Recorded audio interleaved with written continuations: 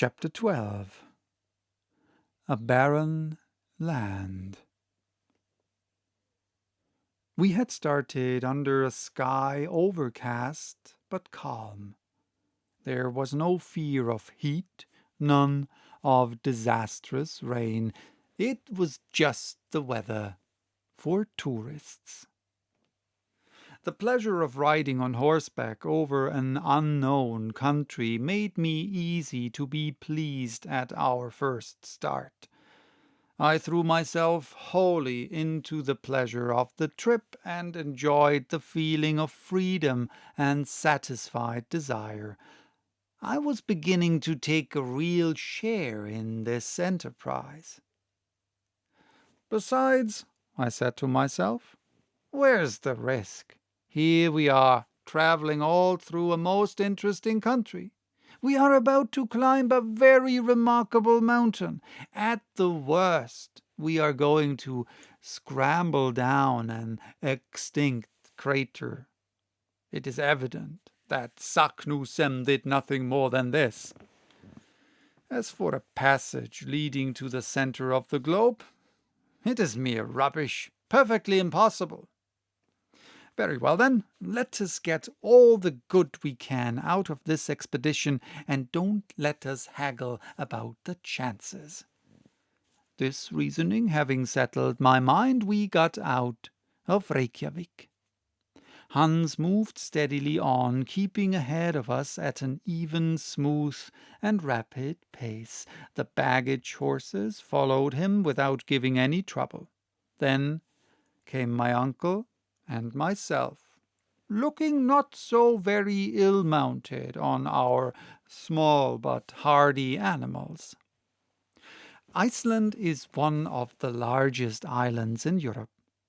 Its surface is 14,000 square miles, and it contains but 16,000 inhabitants. Geographers have divided it into 4 quarters, and we were crossing diagonally the southwest quarter, called the Sudvesturfjordungur. On leaving Reykjavik, Hans took us by the seashore. We passed lean pastures which were trying very hard, but in vain, to look green. Yellow came out best. The rugged peaks of trachyte rock presented faint outlines on the eastern horizon. At times, a few patches of snow, concentrating the vague light, glittered upon the slopes of the distant mountains. Certain peaks, boldly uprising, passed through the grey clouds and reappeared above the moving mists like breakers emerging in the heavens. Often these chains of barren rocks made a dip towards the sea and encroached upon the scanty pasturage. But there was always enough room to pass. Besides, our horses instinctively chose the easiest places without ever slackening their pace. My uncle was refused even the satisfaction of stirring up his beast with whip or voice. He had no excuse for being impatient. I could not help smiling to see so tall a man on so small a pony, and as his long legs nearly touched the ground, he looked like a 6-legged centaur. Good horse, he kept saying. You will see, Axel, that there is no more sagacious animal than the Icelandic horse. He is stopped by neither snow nor storm, nor impassable roads, nor rocks, glaciers, or anything. He is courageous, sober, and sure-footed. He never makes a false step, never shies. If there is a river or fjord to cross, and we shall meet with many, you will see him plunge in at once, just as if he were amphibious, and gain the opposite bank. But we must not hurry him. We must let him have his way, and we shall get on at the rate of 30 miles a day. We may. But how about our guide? Never mind him. People like him get over the ground without a thought. There is so little action in this man that he will never get tired, and besides, if he wants it, he shall have my horse. I shall get cramped if I don't have a little action. The arms are all right, but the legs want exercise. We were advancing at a rapid pace. The country was already almost a desert. Here and there was a lonely farm called a boer, built either of wood or of sods or of pieces of lava, looking like a poor beggar by the wayside. These ruinous huts seemed to solicit charity from passers-by, and on very small provocation we should have given alms for the relief of the poor inmates. In this country there were no roads and paths, and the poor vegetation, however slow, would soon efface the rare traveller's footsteps. Yet this part of the province, at a very small distance from the capital, is reckoned among the inhabited and cultivated portions of Iceland. What, then, must other tracts be? More desert than this desert? In the first half-mile we had not seen one farmer standing before his cabin door, nor one shepherd tending a flock less wild than himself. Nothing but a few cows and sheep left to themselves. What, then, would be those convulsed regions upon which we were advancing, regions subject to the dire phenomena of eruptions, the offspring of volcanic explosions and subterranean convulsions? We were to know them before long, but on consulting Olson's map, I saw that they would be avoided by winding along the seashore. In fact, the great plutonic action is confined to the central portion of the island.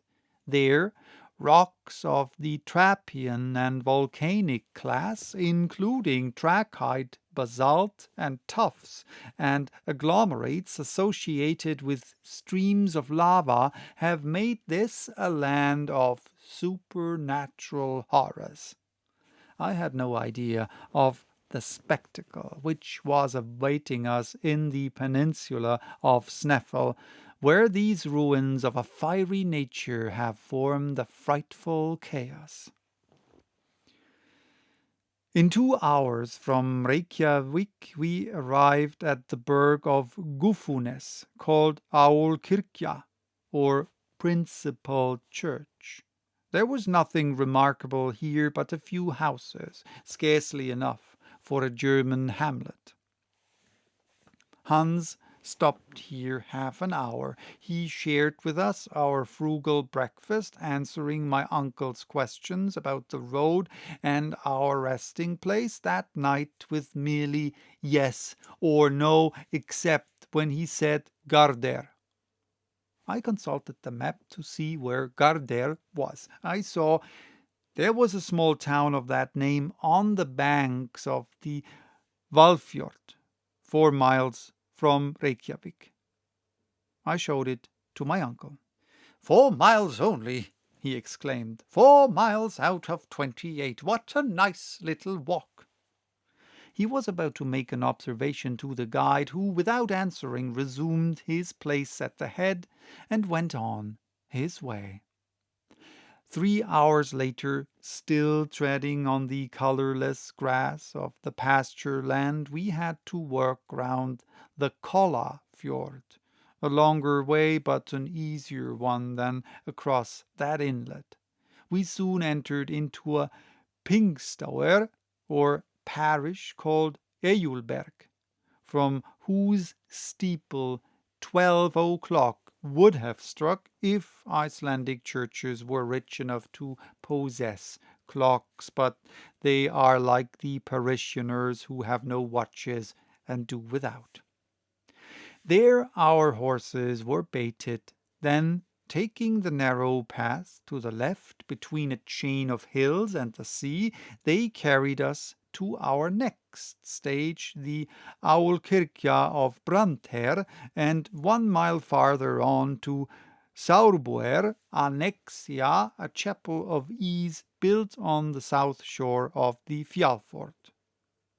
It was now 4 o'clock, and we had gone 4 Icelandic miles or 24 English miles. In that place the fjord was at least 3 English miles wide. The waves rolled with a rushing din upon the sharp-pointed rocks. This inlet was confined between walls of rock, precipices crowned by sharp peaks at 2,000 feet high, and remarkable for the brown strata which separated the beds of reddish tuff. However much I respect the intelligence of our quadrupeds, I hardly cared to put it to the test by trusting myself to it on horseback across an arm of the sea. If they are as intelligent as they are said to be, I thought, they won't try it. In any case, I will tax my intelligence to direct theirs. But my uncle would not wait. He spurred on to the edge. His steed lowered his head to examine the nearest waves, and stopped. My uncle, who had an instinct of his own too, applied pressure, and was again refused by the animal, significantly shaking his head. Then followed strong language and the whip, but the brute answered these arguments with kicks and endeavors to throw his rider. At last the clever little pony, with a bend of his knees, started from under the professor's legs, and left him standing upon 2 boulders on the shore, just like the Colossus of Rhodes. "Confounded brute!" cried the unhorsed horseman, suddenly degraded into a pedestrian, just as ashamed as a cavalry officer degraded to a foot soldier. "Verja," said the guide, touching his shoulder. "What, a boat?" "There," replied Hans, pointing to one. "Yes," I cried, "there is a boat." Why did not you say so, then? Well, let us go on." "Tidvatten," said the guide. "What is he saying?" "He says tide," said my uncle, translating the Danish word. "No doubt we must wait for the tide." "Förbidja," said my uncle. "Ja," replied Hans. My uncle stamped with his foot while the horses went on the boat. I perfectly understood the necessity of abiding a particular moment of the tide to undertake the crossing of the fjord. When the sea having reached its greatest height, it should be slack water. Then the ebb and flow have no sensible effect, and the boat does not risk being carried either to the bottom or out to sea. That favorable moment arrived only with 6 o'clock, when my uncle, myself, the guide, 2 other passengers, and the 4 horses trusted ourselves to a somewhat fragile raft. Accustomed as I was to the swift and sure steamers on the Elbe, I found the oars of the rowers rather a slow means of propulsion. It took us more than an hour to cross the fjord, but the passage was effected without any mishap. In another half an hour we had reached the Aulkirkja of Gardær. So, that was chapter 12. Bye-bye. till next time with Chapter 13, Hospitality under the Arctic Circle.